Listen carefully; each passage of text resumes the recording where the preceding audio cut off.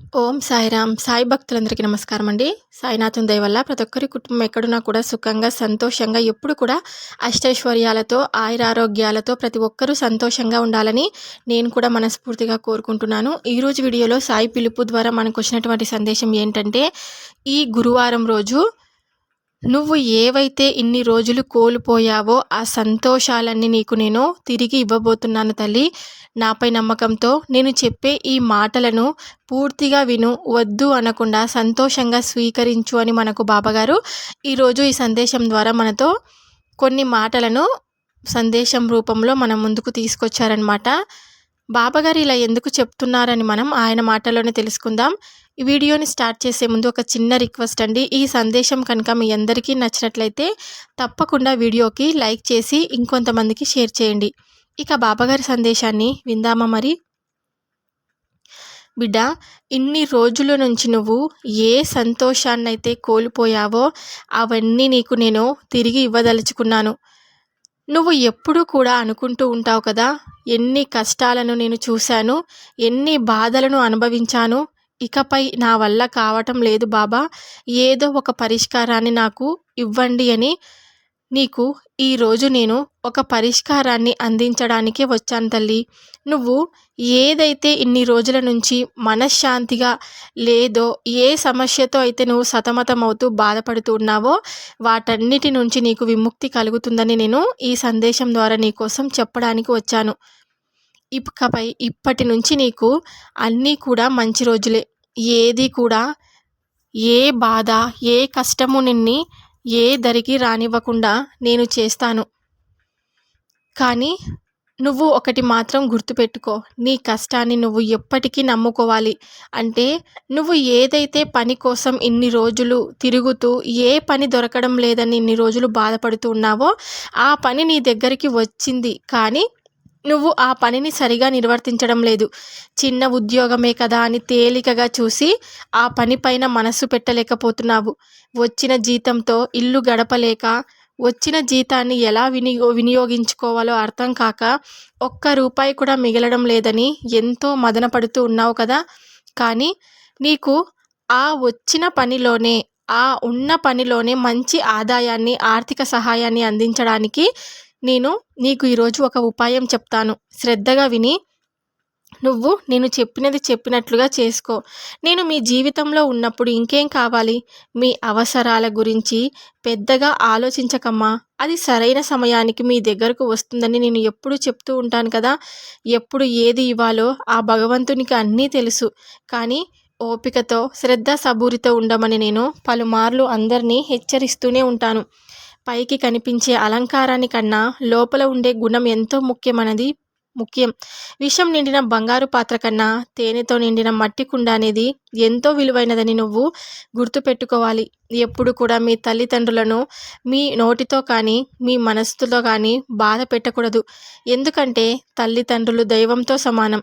నువ్వు నన్ను నీ తండ్రి స్థానంలో నిలబెట్టావు కాబట్టి నువ్వు నన్ను కూడా బాధ పెడుతున్నావు నీ ప్రవర్తన వలన. ముందుగా నీ ప్రవర్తనను నువ్వు మార్చుకో.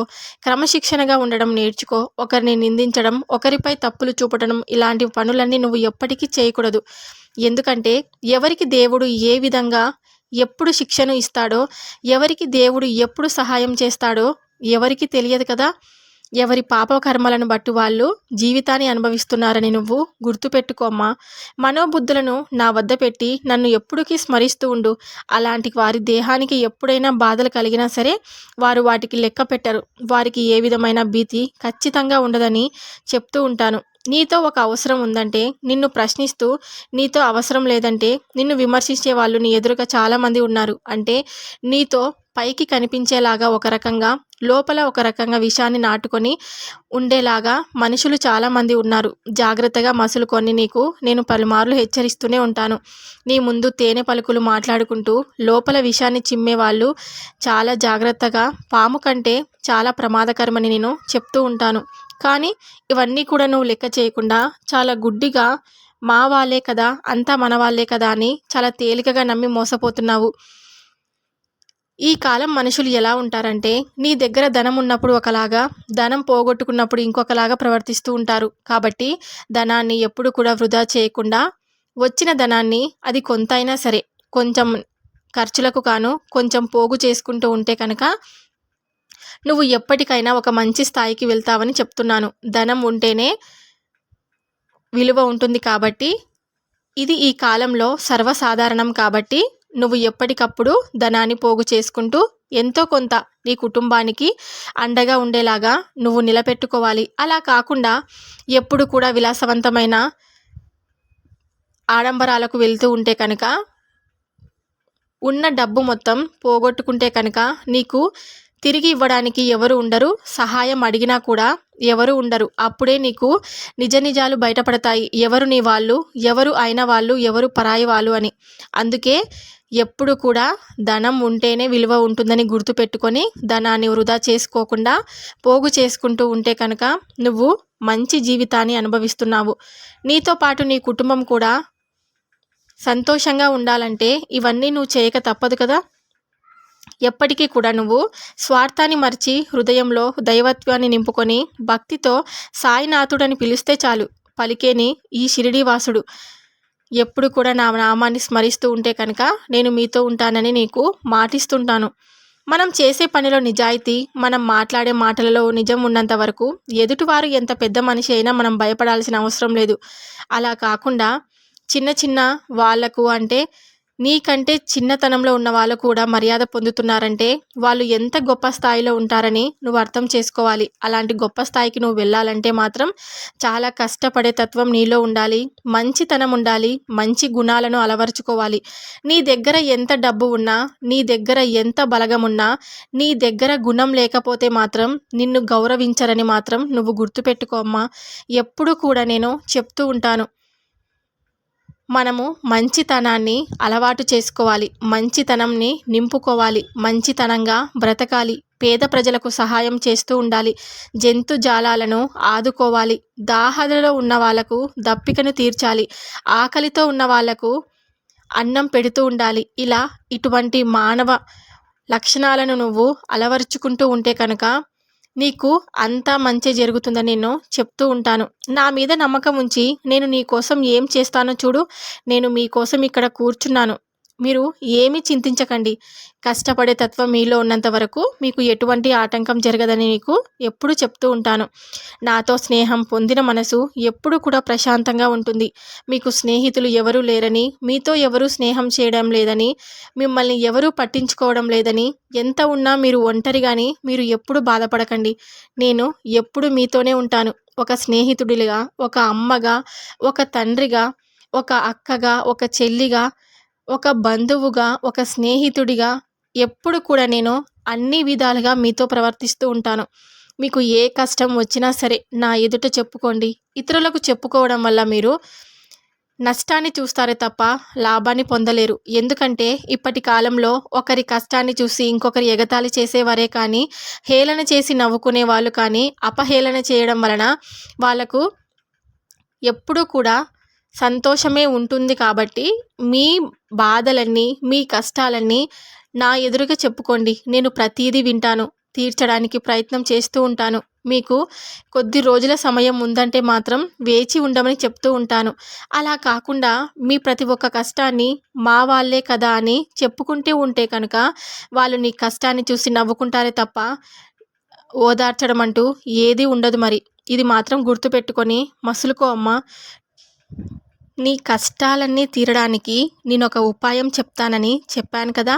అది ఏంటంటే ఈ గురువారం రోజు నువ్వు వీలైతే నా గుడికి వెళ్ళు. నా గుడి దగ్గర గోశాల ఉంటుంది. ఒకవేళ గోశాల మీ చుట్టుపక్కల ప్రాంగణంలో అంటే గుడిలో లేకపోతే కనుక గోమాత చుట్టూ మీరు 9 ప్రదక్షిణలు చేసి గోమాతకు చక్కగా పసుపు కుంకుమను సమర్పించి మీరు 9 ప్రదక్షిణలు చేసి ఆశీర్వాదం తీసుకోండి. అంటే కుంకుమ పసుపుతో బొట్లు పెట్టండి. అలా బొట్లు పెట్టడం వలన మీకు అంతా మంచి జరుగుతుంది. ఇంకా 9 ప్రదక్షిణలు చేసి మీ సంకల్పాన్ని మీరు గోమాతకు చెప్పుకోండి. మాకు ఈ సంకల్పం, ఈ కోరిక అనేది మాకు ఖచ్చితంగా నెరవేరాలి అని మీరు గోమాత చుట్టూ తిరిగి ప్రదక్షిణలు చేసి మొక్కుకొని ఇంటికి రండి. ఇలా చేస్తే కనుక మీరు ఏదైనా సమస్యలో ఉన్నా కానీ, మీరు ఏ బాధతో బాధపడుతున్నా కానీ అవన్నీ ఖచ్చితంగా మీకు తొలగిపోతాయి. ఖచ్చితంగా మీ సమస్యలన్నీ తీరిపోతాయి. మీరు కోల్పోయిన సంతోషం అంతా మీకు తిరిగి రాబోతుందని మీకు నేను ఈరోజు మాటిస్తున్నాను. నువ్వు ఎలాంటి కఠిన పరిస్థితిలో ఉన్నా సరే, ఎన్ని కష్టాల్లో ఉన్నా సరే, నేను నీకు తోడుగా ఉండి అన్నిటినీ తొలగిస్తాను. ఇది నా మాటగా నేను మీకు ఎప్పుడూ చెప్పుకుంటూ వస్తున్నాను కదా! కారణం లేకుండా మీరు బంధాలను దూరం చేసుకుంటే కనుక, కావాలనుకున్నప్పుడు నువ్వు ఎంత తాపత్రయపడ్డా ఆ బంధాలను తిరిగి పొందలేవు కదమ్మా! అందుకే ఉన్నప్పుడే బంధం విలువ తెలుసుకోవాలి. ఏ బంధంలోనైనా సరే మనము ఎక్కువగా పోట్లాడుకోకూడదు. ఎక్కువగా మాట కలుపుకోకూడదు. ఇలా మాట అనుకోవడం వల్ల మన బంధాలు తెగిపోతాయే తప్ప ఒకరికి ఒకరం ఉండం కదా! అందుకే ఉన్నప్పుడే బంధం విలువ తెలుసుకొని మనము జాగ్రత్తగా మసులుకుంటే కనుక మనకు ఎటువంటి ఆటంకాలు లేకుండా ప్రతి ఒక్కరితో మనం సంతోషంగా ఉండడానికి మనము ప్రయత్నం చేస్తూ ఉండాలన్నమాట. ఎప్పుడు కూడా మీ సంకల్పాన్ని మీరు తక్కువగా చేసుకోకూడదు. నీ సంకల్ప బలం చాలా గొప్పది కాబట్టి దాని ముందు మీరు జాతకాలు, ముహూర్తాలు లాంటివి ఏమైనా సరే అవి చాలా చిన్నవిగా అనిపిస్తాయి. అదే బలంతో ముందుకు వెళ్తూ ఉంటే కనుక ఖచ్చితంగా మీకు ఆలస్యమైనా సరే ఖచ్చితంగా ఈ బాబా మీకు తోడు ఉంటాడని బాధపడకుండా మీరు గుర్తుంచుకోండి. చెడు కర్మఫలం వెళ్ళిపోతుందని మీరు సంతోషపడుతూ ఉండండి. మీకు ఇప్పటి నుంచి చెడు కర్మం వెళ్ళిపోయి మంచి కర్మలను అనుభవిస్తారని, తిరిగి కోల్పోయిన సంతోషాలన్నీ మీకు నేను చేకూరుస్తున్నానని మాటిస్తున్నాను అని మనకు బాబాగారైతే ఈరోజు ఒక చక్కటి పరిష్కారాన్ని, ఒక చక్కటి సందేశాన్ని మన ముందుకైతే తీసుకొచ్చారు కదండి.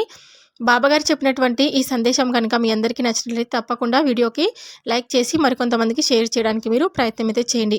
ఇంకా సాయంత్రం బాబాగారి పిలుపు ద్వారా వచ్చే సందేశంతో ప్రతి ఒక్కరం మళ్ళీ కలుద్దాం. అంతవరకు కూడా బాబాగారి ఆశీర్వాదం ప్రతి ఒక్కరిపై ఉండాలని చెప్పి మనస్ఫూర్తిగా నేను కోరుకుంటున్నాను. సర్వే జన సుఖినో భవంతు. ఓం సాయిరామ్.